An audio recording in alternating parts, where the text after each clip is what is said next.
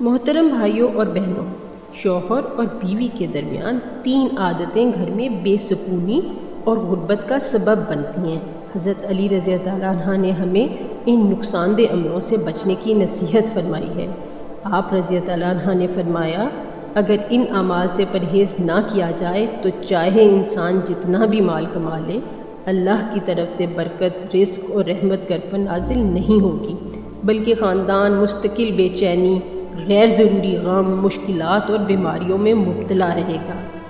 آج ہم ان 3 عادتوں کے بارے میں بات کریں گے جن کے بارے میں حضرت علی رضی اللہ عنہ نے نہایت خوبصورتی سے ایک حقیقی واقعے کے ذریعے ہمیں خبردار فرمایا۔ بسم اللہ الرحمن الرحیم۔ السلام علیکم محترم ناظرین، آج میں آپ کے ساتھ ایک ایسا واقعہ شیئر کرنے جا رہی ہوں جو یقیناً آپ سب کو سوچنے پر مجبور کر دے گا۔ حضرت علی رضی اللہ عنہ کے دور میں ایک شخص تھا جو طویل فاصلہ طے کر کے صرف اس لیے آتا تھا کہ حضرت علی رضی اللہ عنہ کے پیچھے نماز ادا کر سکے۔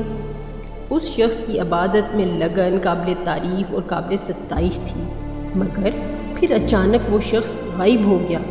دن ہفتوں میں بدل گئے اور اس کی غیر حاضری ایک معمہ بن گئی۔ کسی کو معلوم نہ تھا کہ اس شخص کے ساتھ کیا ہوا ہے۔ ایک طویل سفر سے واپسی پر حضرت علی رضی اللہ عنہ نے مدینہ کے ایک مخصوص گھر کے قریب آرام کرنے کا ارادہ کیا۔ جب آپ رضی اللہ عنہ اس گھر کی بیرونی دیوار سے ٹیک لگا کر بیٹھے تو اندر سے دردناک چیخ و پکار سنائی دی۔ یہ ایک عورت کی آواز تھی جو غم اور پریشانی میں رو رہی تھی۔ گھر کے اندر ایک مرد غصے میں اس پر چیخ رہا تھا۔ وہ اپنی تمام بدقسمتی اور غربت کا الزام اس عورت پر ڈال رہا تھا۔ وہ کہہ رہا تھا کہ تم نے میرے خوشحال گھر کو برباد کر دیا ہے۔ اس کی آواز غصے اور مایوسی سے بھری ہوئی تھی۔ جس دن سے تم میرے گھر آئی ہو میں مصیبتوں میں ڈوبا ہوا ہوں۔ تم نے سوائے بدقسمتی کے کچھ نہیں دیا۔ اس نے یہاں تک کہہ دیا کہ اس عورت کی موجودگی نے اس کی زندگی کو منحوس بنا دیا ہے۔ یہ سب سن کر حضرت علی رضی اللہ عنہ سے خاموش نہ رہا جا سکا اور وہ فوراً اٹھے اور اس گھر کا دروازہ کھٹکھٹایا۔ جب وہ شخص باہر آیا تو حضرت علی رضی اللہ عنہ نے فوراً اسے پہچان لیا۔ یہ وہی شخص تھا جو بڑی عقیدت کے ساتھ آپ رضی اللہ عنہ کے پیچھے نماز پڑھا کرتا تھا۔ حضرت علی رضی اللہ عنہ نے اس سے فرمایا کہ اپنی بیوی کو بلاؤ۔ جب دونوں آپ رضی اللہ عنہ کے سامنے کھڑے ہو گئے تو ماحول جذبات سے بوجھل اور کشیدہ ہو گیا۔ حضرت علی رضی اللہ عنہ نے اس شخص کی آنکھوں میں آنکھیں ڈال کر نرمی مگر مضبوطی سے پوچھا، تو اس نے مایوسی اور تلخ لہجے میں بغیر کسی جھجک کے حضرت علی کو جواب دیا، اے علی، جس دن سے یہ عورت میرے گھر آئی ہے میری زندگی میں سب کچھ بگڑ گیا ہے۔ غربت میری پرچھائی بن گئی ہے۔ دوسری عورتیں اپنے شوہروں کے لیے خوشی اور خوشحالی لاتی ہیں، مگر اس نے صرف غم اور بدقسمتی لائی ہے۔ میرا مال ختم ہو چکا ہے، میری صحت بگڑ چکی ہے اور ایسا لگتا ہے جیسے اللہ کی رحمت مجھ سے منہ موڑ چکی ہے۔ اس کی آواز غصے اور خود ترسی سے کانپ رہی تھی۔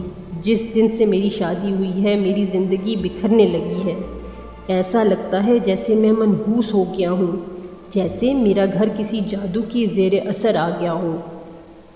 اس کے پہلو میں کھڑی عورت یہ سخت باتیں سن رہی تھی، مگر ان باتوں کے پیچھے ایک ایسے شخص کی جھلک نظر آ رہی تھی جو راہ سے بھٹک چکا تھا، جو اپنا الزام دوسروں پر ڈال رہا تھا جبکہ اسے اپنے اندر جھانکنے کی ضرورت تھی۔ پھر حضرت علی رضی اللہ عنہ نے نرمی سے اس عورت کی طرف رخ کیا اور اسے کہا کہ وہ اپنی بات بیان کرے۔ جیسے ہی اس نے بولنا شروع کیا، آنسو بے قابو ہو کر اس کی آنکھوں سے بہنے لگے۔ وہ ایک طویل عرصے سے خاموش دل کے دکھ کے ساتھ رو رہی تھی۔ اے امیر المومنین، وہ سسک کر بولی، جس دن سے میں اس گھر میں آئی ہوں میرے لیے صرف اذیت ہی اذیت ہے۔ مجھے یوں لگا جیسے مجھے آگ میں پھینک دیا گیا ہو۔ میرا شوہر کبھی مجھے یہ بھولنے نہیں دیتا کہ میں بغیر جہیز کے آئی تھی۔ شادی سے پہلے اس نے کہا تھا کہ اسے میرے والد سے کچھ نہیں چاہیے، مگر اب دن رات اس بات پر مجھے طعنے دیتا ہے۔ وہ مجھے دوسروں کے سامنے ذلیل کرتا ہے۔ وہ کہتا ہے کہ اس گھر کی ہر چیز اس کی ملکیت ہے۔ وہ مجھ سے کبھی محبت سے بات نہیں کرتا، صرف بے رحمی سے پیش آتا ہے۔ وہ مجھ سے کبھی رحمدلی سے بات نہیں کرتا، محبت تو جیسے اس کے دل میں ہے ہی نہیں۔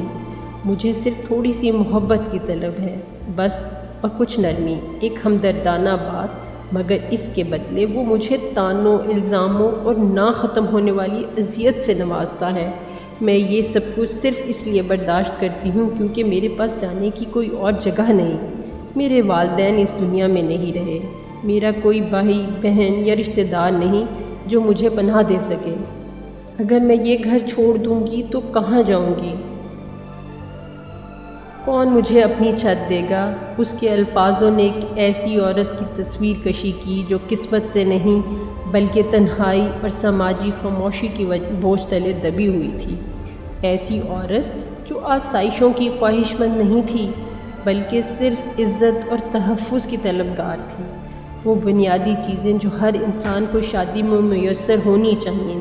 جب حضرت علی نے دونوں شوہر اور بیوی کے بات توجہ اور صبر سے سن لی تو آپ رضی اللہ عنہ نے گہرا سانس لیا اور شوہر کی طرف حکمت سے بھری نگاہوں سے دیکھا، پھر فرمایا، اپنی غربت کا الزام اپنی بیوی کے قدموں پر نہ رکھو، وہ تمہاری بدحالی کی وجہ نہیں ہے۔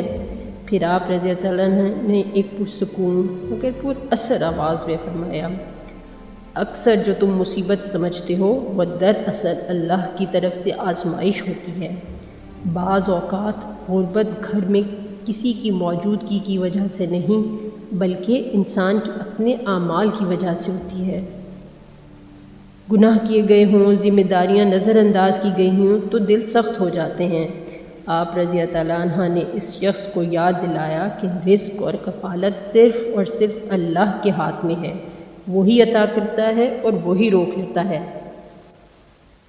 پھر حضرت علی رضی اللہ عنہ نے غربت کے دوسرے سبب کے بارے میں فرمایا، جب گھر میں مسلسل جھگڑے، تلخ کلامی اور گالی گلوچ کا ماحول ہو تو سکون ختم ہو جاتا ہے، محبت کی جگہ انا لے لیتی ہے اور معافی کی جگہ الزام آ جاتا ہے۔ ایسا گھر جو دشمنی سے بھرا ہو، انہوں نے فرمایا، وہ گھر رحمت اور برکت سے خالی ہو جاتا ہے، اور جہاں رحمت نہ ہو وہاں جلد ہی غربت ڈیرے ڈال دیتی ہے۔ پھر آپ رضی اللہ عنہ نے تیسرے اور آخری سبب کے بارے میں فرمایا جو گھر میں غربت اور بدبختی کو دعوت دیتا ہے۔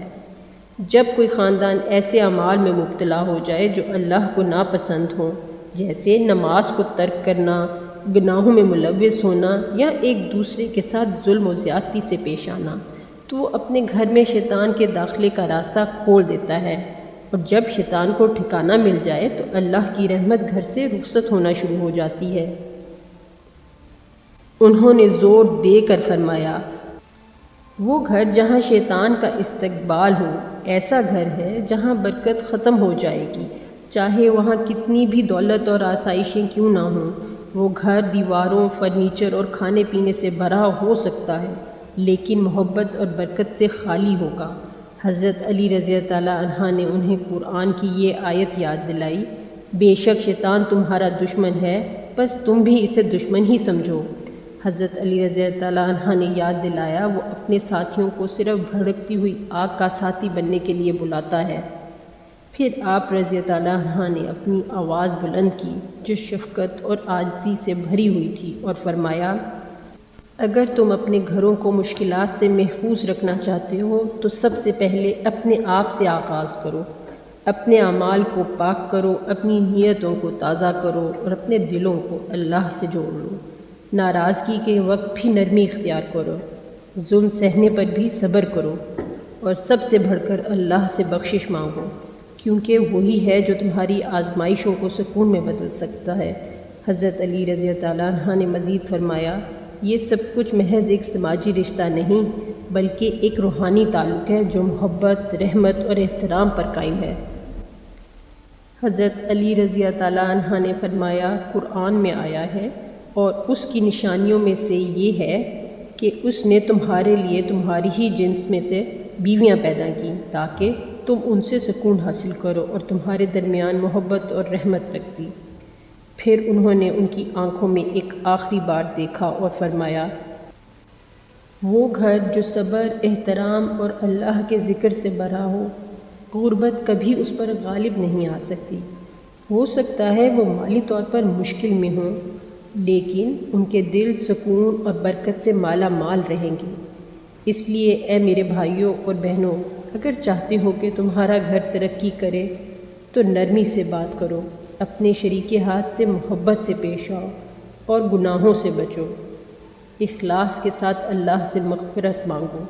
اللہ ہمارے گھروں کو محبت، سکون اور غربت اور آزمائشوں سے حفاظت فرمائے، ہمارے دلوں کو نرم کرے اور ہمارے خاندانوں کو جوڑ دے، اور ہمیں ان لوگوں میں شامل کرے جو اپنے قریب ترین لوگوں کے لیے رحمت کا ذریعہ بنتے ہیں۔ آمین۔ اس طرح کی مزید اچھی ویڈیوز دیکھنے کے لیے ہمارے چینل کو سبسکرائب اور ویڈیو کو لائک کرنا مت بھولیے گا۔ تھینک یو، جزاک اللہ۔